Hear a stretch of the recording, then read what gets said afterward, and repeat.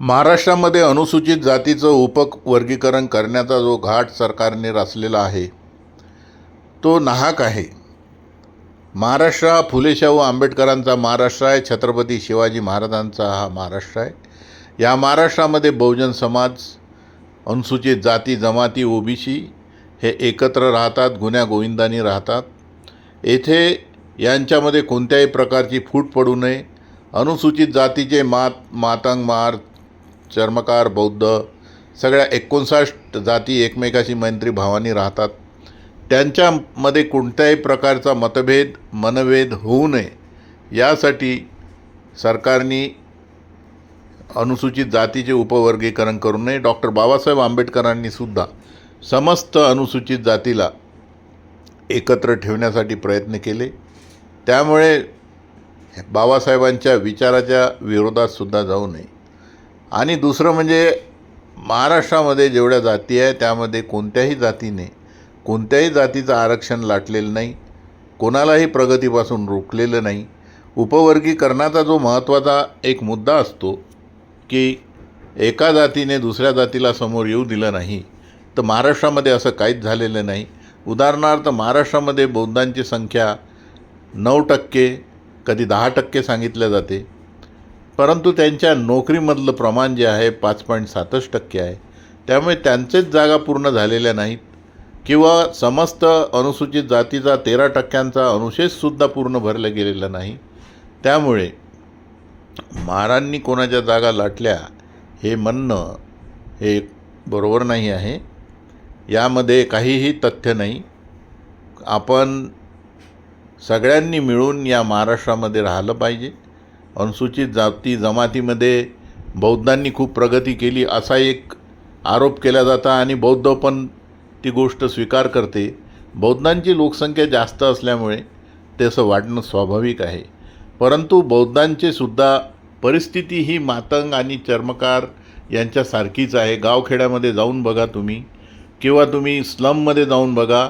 बौद्धांचं प्रमाण शेतमजूर, कामगार आणि स्लममध्ये सुद्धा घरकामगार आणि सगळ्या प्रकारचे मजुरी करणारे आणि दारिद्र्य अवस्थेमध्ये असलेले, दारिद्र्य रेषेखाली असलेले अनेक कुटुंब हे बौद्ध समाजाचे सुद्धा आहे. बौद्ध समाजाचे लोकसुद्धा अशिक्षित आहेत. त्यांच्यामध्ये गरिबी आहे. त्यांचं शिक्षणाचं पण प्रमाण कमी आहे आणि ड्रॉपआउटचं पण प्रमाण आहे. ठीक आहे, एखाद्या समाजापेक्षा कमी असेल, परंतु बौद्धांची खूप प्रगती झाली.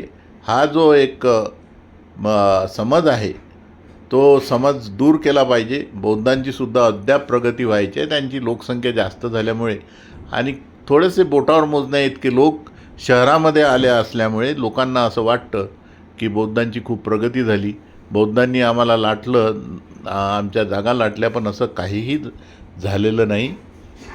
फार मोठ्या संख्येने बौद्ध बांधवसुद्धा सामाजिकदृष्ट्या मागास आहे, शैक्षणिकदृष्ट्या मागास आहेत, आर्थिकदृष्ट्या मागास आहे आणि त्यांचं सरकारी नोकऱ्यांचं प्रमाणसुद्धा कमी आहे. त्यामुळे बौद्धांनी प्रगती केली हे म्हणणंच मला मान्य नाही आहे. तो समोर जातो, तो प्रगतीच्या वाटेवर आहे. त्यांनी विज्ञानवाद स्वीकारला, 22 प्रतिज्ञा स्वीकारल्या, हे गोष्ट खरी आहे. परंतु त्यांची खूप प्रगती झाली नाही. आता त्यांना आरक्षणाची गरज नाही किंवा त्यांना आरक्षणामधून काढून घ्या हे म्हणणं साफ चुकीचं आहे. डॉक्टर बाबासाहेब आंबेडकरांनी आरक्षण हे समतेसाठी म्हटलं होतं. आरक्षण हे समतेसाठी आहे म्हटलं म्हणजे काय, तर आरक्षणामुळे प्रगती होईल, तर इतर समाज त्यांच्याविषयी असमानतेच्या भावनेनं वागणार नाहीत. हा त्याच्यामागे उद्देश होता. म्हणून त्यांनी आरक्षणासाठी अनुसूचित जाती जमाती अशा रीतीचे वर्ग केले.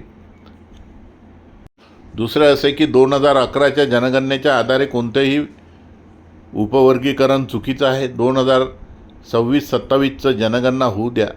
त्यामध्ये मोठ्या संख्येने बौद्ध समाजसुद्धा आपली नोंद जनगणनेमध्ये अधिक प्रमाणामध्ये, ज्यांनी मागच्या वेळी व्यवस्थित केली नाही ते दाखवून आपली लोकसंख्या दाखवेल, आपली टक्केवारी दाखवेल.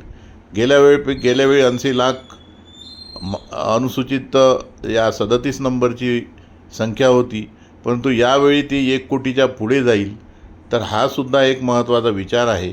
त्यामुळे घाई गडबडीमध्ये कोणताही निर्णय घेऊ नये. आणि विशेषतः म्हणजे उपवर्गीकरण दुसऱ्या राज्यांमध्ये झालं असेल, पण महाराष्ट्रात त्याची गरज नाही.